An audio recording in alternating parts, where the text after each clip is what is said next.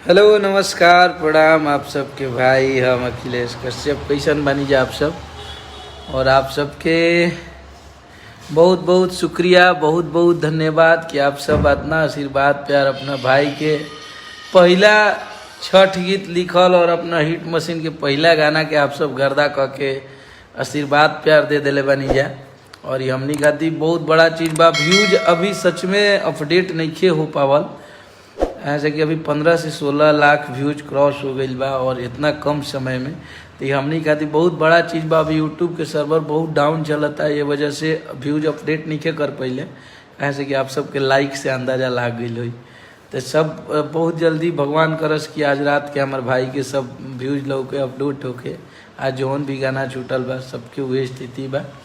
खैर इतना आशीर्वाद प्यार देवे खातिर आप सबके बहुत बहुत धन्यवाद, बहुत बहुत शुक्रिया।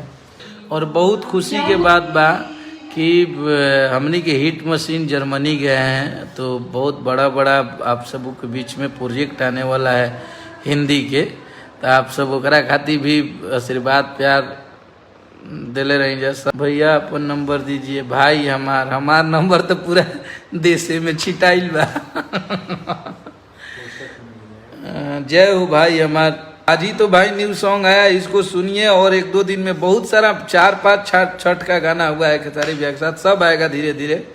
Blue beat, Ankita film, SRK music, बहुत सारा गाना हुआ है और बहुत सारा गाना आएगा। आप लोग आशीर्वाद प्यार दीजिए। आज अन्नपूर्णा फिल्म्स को खोल के आप लोग सब्सक्राइब कर लीजिए, उस पर बहुत सारा गाना आने वाला है हिट मशीन जी का। इतना तगड़ा तगड़ा भी सैड सॉन्ग, डांसिंग गाना बहुत सारा धैल बा। कहा बा कि बहुत दिन से परेशान बानी, आप सबके पता बा कि कंपनी भी खोल ले बानी, गाना भी लिखे के बा। आपके भाई बहुत सारा परेशान बा। अभी ऑफिस पे बहुत तगड़ा ऑफिस बनवा रहल बानी पटना में, तो ओकर अभी काम चल रहल बा। तब ये वजह से थोड़ा सा अस्त व्यस्त भैला के वजह से आप सबसे थोड़ा सा कम मिल पावत नहीं, एक मलाल हमरा बाटे। लेकिन बहुत जल्दी सब कुछ सही करके फिर से आप सबके बीच में अपडेट हो जाए।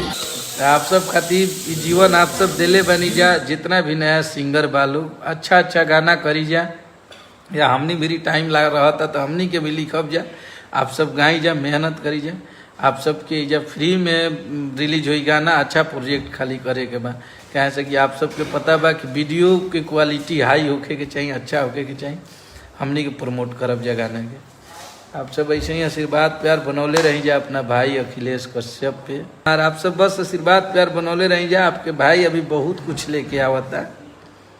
ट्रेंडिंग स्टार के हिट राइटर कश्यप जी, अरे भाई हमारा लव यू। आप लोग खूब खुश रहिए, आप लोग खूब मेहनत कीजिए। इस गाने पे जो गा रहे हैं वो लोग भी मेहनत करिए। आप लोगों का इतना पॉजिटिव कमेंट आता है तो आपका कश्यप तो ऐसा ही बाघ नियन गरजत रहेला। 2-4 गो कुकुर के भौंकला से कुछ होखे वाला बा, मारे लगब जे धके न। चलिए लव यू आप सबके। सुपर डुपर सॉन्ग भैया, लव यू मेरे भाई, सबको लव यू। आप सबों ने हिट मशीन का ऐसे हिट मशीन नाम थोड़े दिया। इतने कम सब्सक्राइबर पे मारा कि धुरकुस को भर गया चैनल पे। थोड़ा देर तक हमारे चैनल बहुत देर तक रिव्यू में रहा, वो कंफ्यूज रहा कि कैसे अब थोड़ा सा अपडेट करता है। तो आप सबके बिल्कुल मिलेंगे भाई, बिल्कुल मिलेंगे। आप सबके नाइस लिरिक्स, थैंक यू मेरे भाई सबके। अगर केहू फेवरेट हो जाता, केहू आप सबके कश्यप कर हो जाता, केहू दबंग राइटर हो जाता, तो ये आप सबके प्यार है। आप सब को गुना दिले बनी जा हमके। और एगो राइटर खातिर एकरा ले बड़ा खुशी का होखेला। जिंदगी में रुपया पैसा सबको मिलस, कश्यप ने प्यार पाया आप जैसे लोगों का। इससे बड़ा मेरे लिए खुशी और मेरे लिए अच्छा चीज़ होगा ही नहीं। एक कश्यप को आप लोगों ने कहाँ से कहाँ लाके फेंक दिया।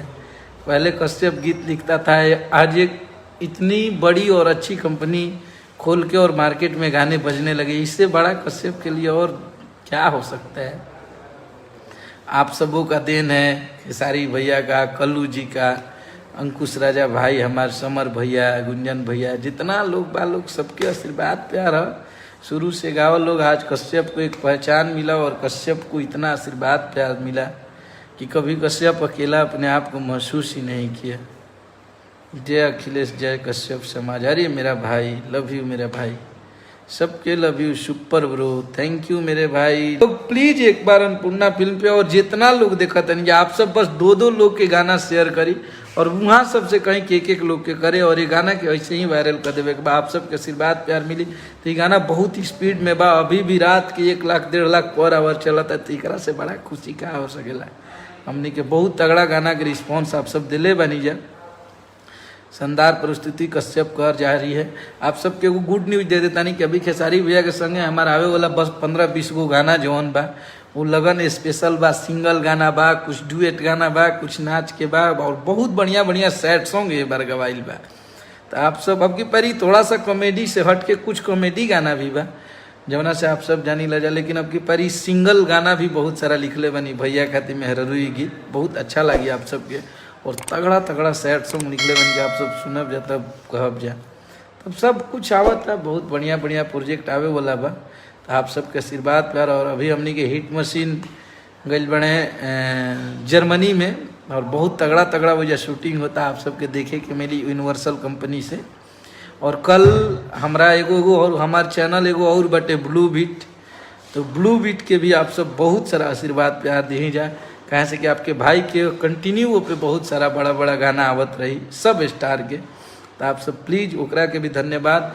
और हमारे एगो गाना आप सब अभी हिट करेनी है जो हाल फिलहाल में बहुत तगड़ा हिट भइला, मुखिया वर्सेस मुखियाइन, अन्नपूर्णा फिल्म से पहला गाना और इतना हिट इतना बड़ा हिट कहनी जो आप सबके हर जगह बाजल है। ओकरा खातिर भी आप सबके बहुत बहुत धन्यवाद। सबके बहुत बहुत धन्यवाद। आप सब अपन कीमती समय दे के हमारे लाइव देखनी जा और ये गाना के आप सब सुनी जाओ और एकरा के वायरल करी जाए। बहुत बड़ा हिट हो अभी लिख के दे देता नहीं आप सब कहाँ से कि कश्यप को हरा दुर्कुश का बात दीजिए। जय हो भाई हमार सबके गुड नाइट शुभ रात्रि। आप सब सूझ जाइए।